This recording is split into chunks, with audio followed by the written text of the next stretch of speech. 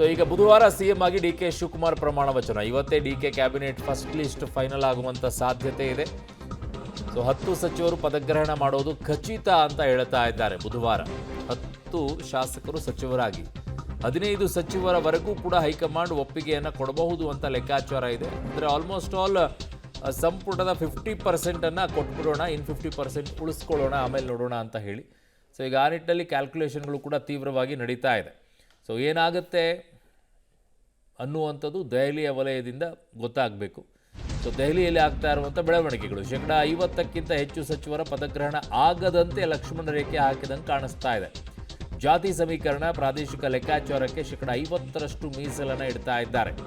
ಹಿರಿತನ ಹಾಗೂ ಹೊಸತನದ ಕಾಂಬಿನೇಷನ್ ಸಾಧ್ಯತೆ ಇದೆ ಅಂತಿದ್ದಾರೆ. ನನಗಿರೋ ಮಾಹಿತಿಯ ಪ್ರಕಾರ 70-30 ಮಾಡ್ತಾರೆ ಅಂತ. ಹಳೆ ಬೇರು ಒಂದು 30%, ಹೊಸ ಚಿಗುರು ಒಂದು 70% ಇರುವ ಪಡೆಗೆ ಮೊದಲ ಪಟ್ಟಿ ಸಿಗಬಹುದು ಅಂತ ಹೇಳಿ. ಸೊ ಹಾಗಾಗಿ 70-30 ತರುವಂತಹ ಸಾಧ್ಯತೆಯೇ ಬಹುತೇಕವಾಗಿದೆ ಅಂತ ಹೇಳಿ. ಅಂದರೆ ಹೊಸ ಲೀಡರ್ಸ್ಗಳನ್ನು ಎಮರ್ಜ್ ಮಾಡಬೇಕಾಗತ್ತೆ, ಬರೀ ಕೊಟ್ಟವರಿಗೆ ಕೊಡೋದು ಬೇಡ ಅಂತ ಹೇಳಿ. ನನ್ನ ಸಹೋದ್ಯೋಗಿ ಮಸೂದ್ ನನ್ನ ಸಂಪರ್ಕಕ್ಕೆ ಸಿಗ್ತಾ ಇದ್ದಾರೆ. ಮಸೂದ್, ಈ ಹೊಸಬರಿಗೆ ಯಾವ ರೀತಿಯಾದಂಥ ಕ್ಯಾಲ್ಕುಲೇಷನ್ಗಳನ್ನು ನಡೀತಾ ಇದೆ ಅಂತ? ಅರುಣ್, ಮೊದಲ ಪಟ್ಟಿಯಲ್ಲಿ ಅಂದರೆ ಬುಧವಾರ ಯಾರೆಲ್ಲ ಸಚಿವರಾಗಿ ಪ್ರಮಾಣ ವಚನ ಸ್ವೀಕಾರ ಮಾಡ್ತಾರೆ ಬಹುತೇಕ ಹಿರಿಯರೇ ಇರ್ತಾರೆ ಅಂತ ಕೂಡ ಹೇಳಲಾಗ್ತಿದೆ. ಯಾಕೆಂದರೆ ಹಿರಿಯರಿಂದ ಅಷ್ಟರ ಮಟ್ಟಿಗೆ ಒತ್ತಡ ಹೈಕಮಾಂಡ್ ಮೇಲೂ ಕೂಡ ಇದೆ. ಸಿದ್ದರಾಮಯ್ಯ ಮತ್ತು ಡಿ ಕೆ ಶಿವಕುಮಾರ್ ಅವರ ಮೇಲೂ ಕೂಡ ಇರುವಂಥದ್ದು. ಸಿದ್ದರಾಮಯ್ಯ ಕೋಟ, ಡಿ ಕೆ ಶಿವಕುಮಾರ್ ಕೋಟ, ಹಾಗೆ ಹೈಕಮಾಂಡ್ ಕೋಟ, ಈ 3 ಕೋಟದ ಸೇರಿಸಿಕೊಂಡು ಜಾತಿವಾರು, ಪ್ರಾದೇಶಿಕವಾರು, ಜೊತೆಗೆ ಸಿದ್ದರಾಮಯ್ಯ ಸಂಪುಟದಲ್ಲಿ ಯಾರೆಲ್ಲ ಸಕ್ರಿಯರಾಗಿದ್ದಾರೋ ಅವ್ರನ್ನೂ ಕೂಡ ಸೇರಿಸಿಕೊಂಡು ಮೊದಲ ಪಟ್ಟಿ 10ರಿಂದ 15 ಜನ ಪ್ರಮಾಣ ವಚನ ಸ್ವೀಕಾರ ಮಾಡ್ತಾರೆ ಅಂತ ಕೂಡ ಹೇಳಲಾಗ್ತಿದೆ. ಸದ್ಯದ ಮಾಹಿತಿ ಪ್ರಕಾರ 10 ಅನ್ನುವುದು ಸದ್ಯದ ಲೆಕ್ಕಾಚಾರ. ಆದರೆ ಹೈಕಮಾಂಡ್ ಇನ್ನೊಂದು 5-6 ಜಾಸ್ತಿ ಮಾಡಿದ್ರು ಕೂಡ ಮಾಡಬಹುದು. ಯಾಕಂದರೆ ಲಾಬಿ ತುಂಬ ದೊಡ್ಡ ಮಟ್ಟದಲ್ಲಿ ನಡೀತಾ ಇದೆ. ಹಿರಿಯರ ಆದಿಯಾಗಿ 2-3 ಸಲ ಗೆದ್ದಂಥವ್ರು, 3-4 ಸಲ ಗೆದ್ದಂಥವ್ರು, ಹೊಸದಾಗಿ ಗೆದ್ದಂಥವ್ರು ಕೂಡ ದೊಡ್ಡ ಮಟ್ಟದಲ್ಲಿ ಒತ್ತಡ ತಂತ್ರವನ್ನು ಹೇರ್ತಾ ಇದ್ದಾರೆ, ನಾವು ಕೂಡ ಸಚಿವರಾಗಬೇಕು ಅನ್ನುವಂಥ ಕಾರಣಕ್ಕಾಗಿ.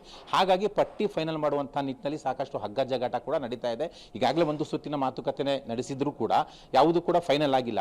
ಇವತ್ತು ಮತ್ತೊಂದು ಸುತ್ತಿನ ಮಾತುಕತೆ ದೆಹಲಿಯಲ್ಲಿ ಸಿದ್ದರಾಮಯ್ಯ ಮತ್ತು ಡಿ ಕೆ ಶಿವಕುಮಾರ್ ಅವರು ಹೈಕಮಾಂಡ್ ನಾಯಕರ ಜೊತೆ ಮಾಡ್ತಾರೆ. ಇವತ್ತು ಸಂಜೆ ಹೊತ್ತಿಗೆ ಒಂದು ಕ್ಲಿಯರ್ ಪಿಕ್ಚರ್ ಬರುತ್ತೆ ಅಂತ ಹೇಳ್ತಾ ಇದ್ದಾರೆ. ಆದರೂ ಕೂಡ ಡೌಟು, ಬುಧವಾರದವರೆಗೂ ಕೂಡ ಈ ಹಗ್ಗ ಜಗಾಟ ಹೇಳ್ಕೊಂಡು ಹೋಗ್ಬೋದು. ಬಹುತೇಕ ಕನಿಷ್ಠ 10ರಿಂದ ಮ್ಯಾಕ್ಸಿಮಮ್ 15 ಜನ ಸಚಿವರಾಗಿ ಡಿ ಕೆ ಶಿವಕುಮಾರ್ ಅವ್ರ ಜೊತೆ ಪ್ರಮಾಣ ವಚನ ಸ್ವೀಕಾರ ಮಾಡ್ತಾರೆ.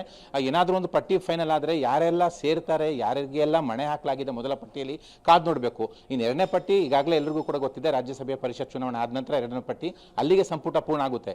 ಮೊದಲ ಪಟ್ಟಿನೇ ಸಾಕಷ್ಟು ಒಂದು ರೀತಿಯಲ್ಲಿ ಗಜಪ್ರಸವ ಥರ ಆಗ್ತಾ ಇದೆ. ಆ ಹಿನ್ನೆಲೆಯಲ್ಲಿ ಸಾಕಷ್ಟು ಕುತೂಹಲ ಮೂಡಿಸಿದೆ. ಅರುಣ್. ಓಕೆ ಮಸೂದ್, ನಿಮ್ಮೆಲ್ಲ ಮಾಹಿತಿಗೆ ಧನ್ಯವಾದಗಳು. ಸೊ ಇಲ್ಲಿ ಒಂದು ಕ್ಯಾಲ್ಕುಲೇಷನ್, ಈಗ ಹಿರಿಯರು ಮತ್ತು ಕಿರಿಯರು ಅನ್ನುವಂಥ ಲೆಕ್ಕಾಚಾರ. ಸೊ MLCಗಳಿಗೆ ಎಷ್ಟಿದೆ, ಜೊತೆಗೆ ಫಸ್ಟ್ ಟೈಮ್ ಗೆದ್ದಂಥ ಶಾಸಕರಿಗೆ ಎಷ್ಟಿದೆ, ಆಮೇಲೆ ಹಿರಿಯರಿಗೆ ಅವಕಾಶ ಸಿಕ್ಕಿಲ್ಲ ಅಂತ ಕಳೆದ ಬಾರಿನೇ ಬೇಸರವನ್ನು ಮಾಡಿಕೊಂಡಿದ್ರು. ಸಿದ್ದರಾಮಯ್ಯವ್ರನ್ನ ಹಲವು ಬಾರಿ ಭೇಟಿ ಕೂಡ ಆಗಿದ್ರು, ಹಲವರು ಮಾತನಾಡಿದರು ಸಹ. ಈ ಬಾರಿಯೂ ಕೂಡ ಸಿದ್ದರಾಮಯ್ಯವ್ರ ಜೊತೆ ಗುರುತಿಸಿಕೊಂಡಂಥವರು ಡಿ ಕೆ ಶಿವಕುಮಾರ್ ಅವರಿಗೂ ಜೈ ಅಂದ್ಕೊಂಡು ಬರ್ತಾ ಇದ್ದಾರೆ. ಕಾರಣ ಮಂತ್ರಿ ಸ್ಥಾನ.